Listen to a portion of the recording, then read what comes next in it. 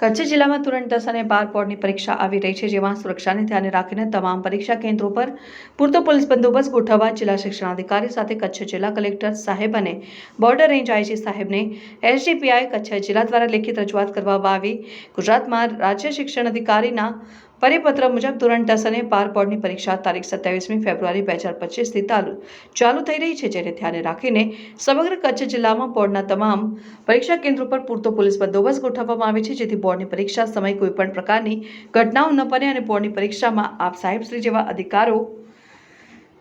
બનવા માટે પોતાના સપનાઓ લઈને આવતા છોકરા છોકરીઓ તેવામાં નાની ઉંમરથી છોકરીઓની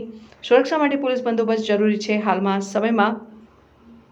ગુજરાતના વિવિધ શહેરમાં વિકૃત માનસિકતા ધરાવતા અને રોમિયોગીરી કરતા છોકરાઓ દ્વારા અનેક જગ્યાએ